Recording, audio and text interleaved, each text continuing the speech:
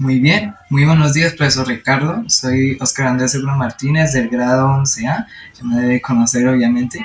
Y el día de hoy le vengo aquí a hacer la entrega de la actividad final que usted nos dejó para este segundo periodo, que sería el video de al menos 7 minutos en el que debemos hablar de los múltiples cambios políticos, económicos, sociales, científicos, ambientales y culturales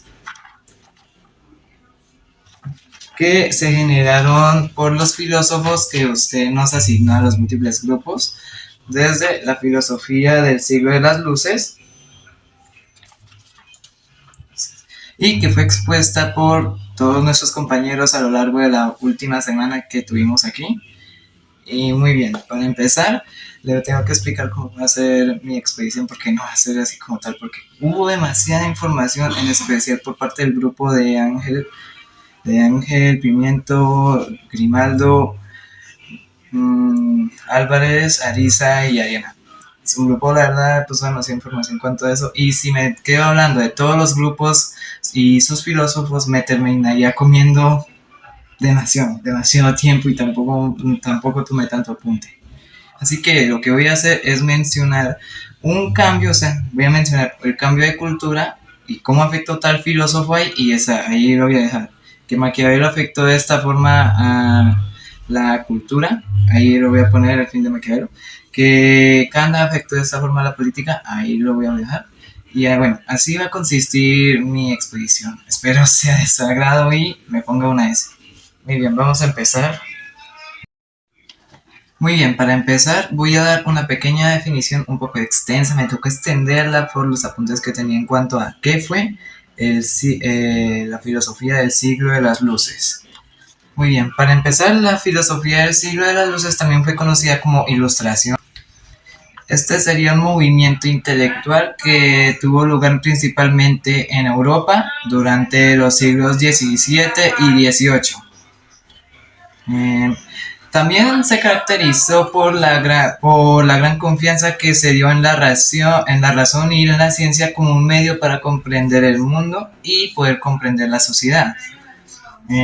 Así como los filósofos ilustrados abogaron por la libertad del pensamiento, la tolerancia religiosa, entre otro tipo de tolerancia, y también la separación de poderes, así como la igualdad de derechos y la educación pública.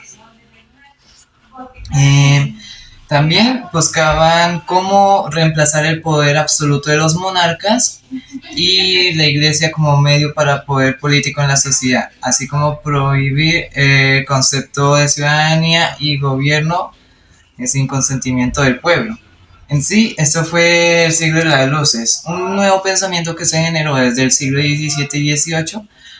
Bueno, ahí fue cuando tuvo más relevancia, más importancia, que se le vio más influido alrededor del mundo, en el que los filósofos se pusieron a dar su propio pensamiento sobre cómo debería regir mejor la política, la religión, y cómo esta última no debería influir en el resto de actividades sociales. Por así decirlo, en aquella época la religión tenía un gran impacto en lo que se debe como política y otras áreas como la educación y esto. Si tal persona no cumplía con, por así decirlo, si no tenía los suficientes medios o no tenía una buena rama en cuanto a su descendencia y antecesores, no podría estudiar ni dar tales cosas.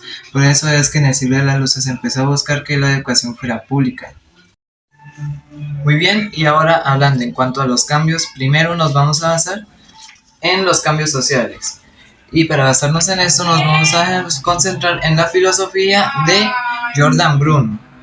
Para comenzar, la filosofía de Jordan Bruno fue una filosofía que floreció durante el Renacimiento, que también vendría a generar cambios sociales significativos hasta la fecha actual, en la que Bruno defendía de ideas como la infinitud del universo y la existencia de otros mundos que eran habitados, cosa que estaba desafiando las cuevas tradicionales como el cosmos y nos hacía cuestionar el antropocentrismo.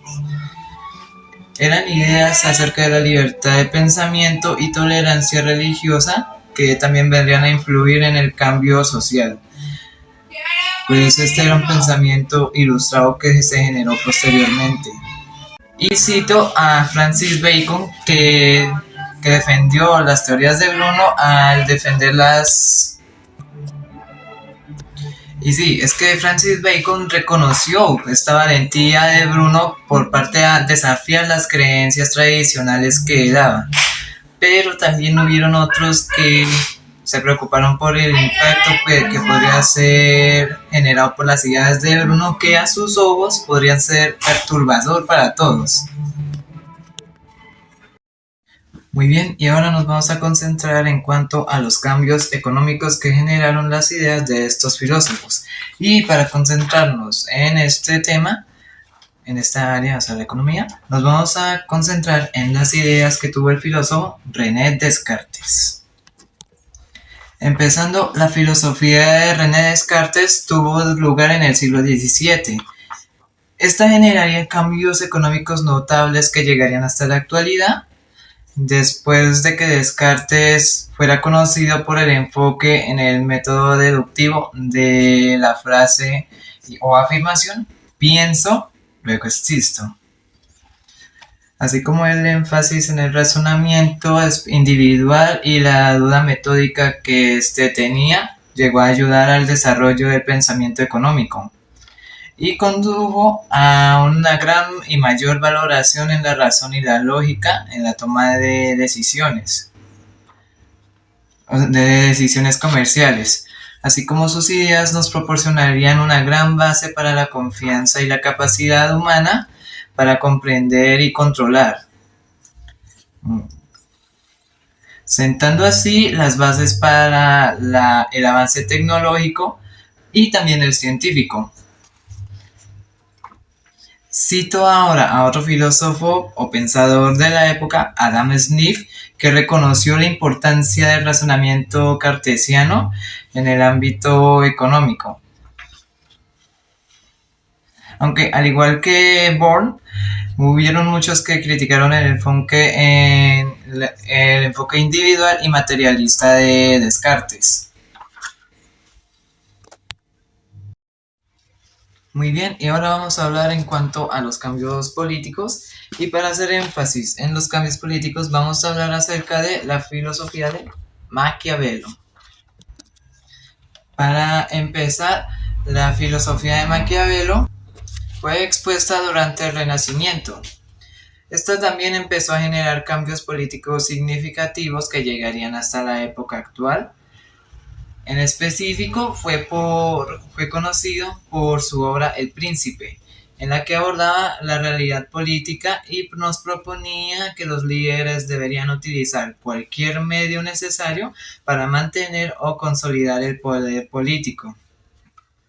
Eh, Maquiavelo también tenía un enfoque pragmático y realista de la política que tendría un impacto relativo muy alto en la práctica política, así como también se le atribuye la fundación de la ciencia política moderna,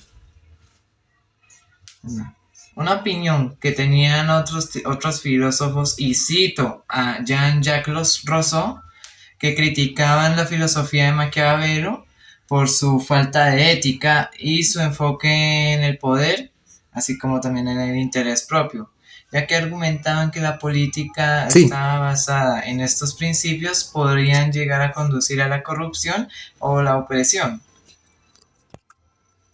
La razón por la que Jean-Jacques Rousseau opinaba esto sobre Maquiavelo es que así como en su obra El Príncipe daba a entender ese mensaje acerca de cómo debería ser un buen poder político, era también, cito a una de las mejores frases de Maquiavelo, en mi opinión, que era: es mejor ser temido que ser respetado.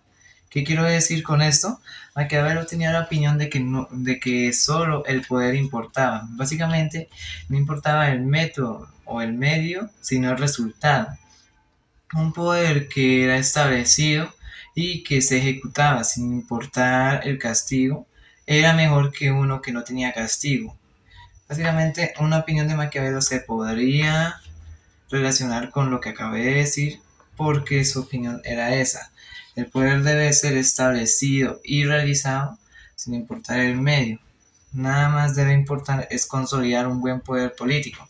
Por este tipo de opiniones es que Jean-Jacques Rousseau tenía esta opinión en cuanto a sus ideales y filosofía.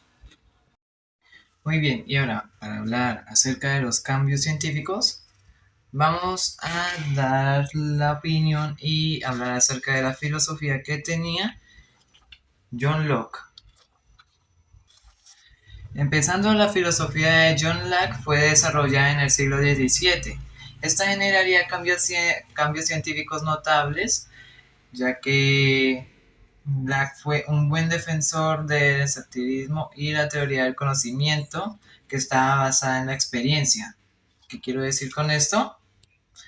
Quiero decir que él lo creía en que el conocimiento se tenía que basar nada más y nada menos que en la experiencia. Creer más en la sabiduría de eso, la experiencia. Por ejemplo, creer más en la sabiduría de alguien mayor que ya ha vivido, que ya conoce más el mundo, que de alguien joven que se cree conocer todo el mundo cuando aún no conoce ni siquiera pocas teorías. Esto era lo que tenía el pensamiento de Locke.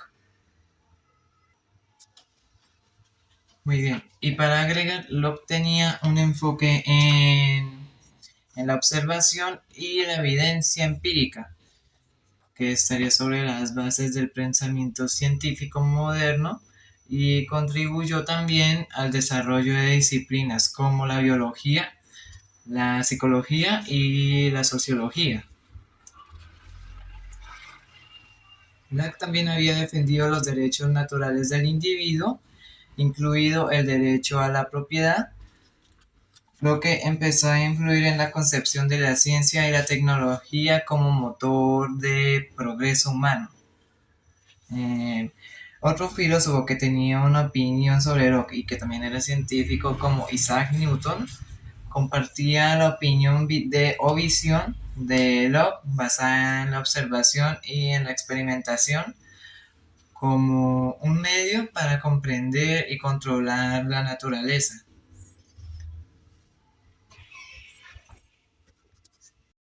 Y ahora para citar y hablar acerca de los cambios ambientales, vamos a hablar acerca de la filosofía de Tomás Hobbes. Para empezar, la filosofía de Hobbes fue generada en el siglo XVII y esta generaría cambios ambientales significativos hasta la época actual, ya que Hobbes fue conocido por la obra Leviatán, en la que nos proponía un contrato social para establecer un gobierno fuerte y centralizado que pudiera mantener la paz y la estabilidad en la sociedad. Mm, También tenía una visión pesimista en la naturaleza humana y la necesidad de un control social efectivo en el que influyera en el desarrollo de políticas y múltiples regulaciones ambientales para evitar conflictos y poder asegurar la supervivencia colectiva. Un filósofo que tenía una opinión sobre lo que decía Hobbes, y otra vez cito a Jean-Jacques Rousseau, que criticaban a la filosofía hobbesiana por su enfoque en el orden y la seguridad a expensas de la libertad individual y la armonía que tenía con la naturaleza. Y para dar fin a los cambios que realizaron los filósofos que he dicho en este video, vamos a hablar acerca de los cambios culturales significativos. Y para hablar de esto, vamos a citar al filósofo Immanuel Kant. Empezando, la filosofía de Immanuel Kant sería desarrollada en el siglo XVIII y esta generaría cambios culturales significativos que llegarían hasta la época actual, ya que Kant generaría una ética basada en el deber y la ética universal. Esta defendía la autonomía moral y la dignidad humana, ya que tenía un enfoque en la razón práctica y el imperativo categórico que influiría también en la relación con los derechos humanos, así como la justicia social y la igualdad de género. Kant también abordaría el tema de la estética, abordando que el arte y la belleza tienen un valor intrínseco. Otro filósofo que tendría una opinión sobre Kant sería John Hambach von Goethe, que hablaban sobre la relación entre la razón y la ética como fundamentos para una cultura y una sociedad más justa. Pero también plantea un interrogante sobre la aplacabilidad práctica en los principios que éste decía. Para dar una conclusión, puedo decir que los filósofos de diferentes épocas han llegado a generar cambios significativos en diversos aspectos de la sociedad, desde lo social hasta lo político, lo científico, lo ambiental, lo cultural y demás. Porque las ideas y reflexiones que estos tenían nos vinieron a dejar un legado que ha logrado perdurar y moldeaba la forma en la que entendemos el mundo y las relaciones actuales. Aunque si bien algunas de estas filosofías actuales han sido opinión de crítica y desafíos, no podemos negar su influencia y la configuración en las... Y, y bueno, por eso tuvieron un gran valor en cuanto a los fundamentos de nuestras sociedades actuales. Podemos decir con todo esto que la filosofía continúa siendo un faro de conocimiento y una fuente de inspiración para comprender desafíos actuales y buscar una respuesta a las interrogantes que nos plantea el mundo contemporáneo actual. Básicamente a través de la filosofía podemos solucionar múltiples dudas, interrogantes o dudas que se han ido generando con el pasar del tiempo. No las resolveremos, por así decirlo, en su totalidad el día de hoy, pero sí podremos dejar un legado que podrá ayudar a las futuras generaciones a resolver estas interrogantes. Caso, por ejemplo, el de Isaac Newton y Albert Einstein. Isaac Newton creó la teoría de la relatividad y acerca del cómo podría afectarnos llegar el caso de que el Sol desapareciera.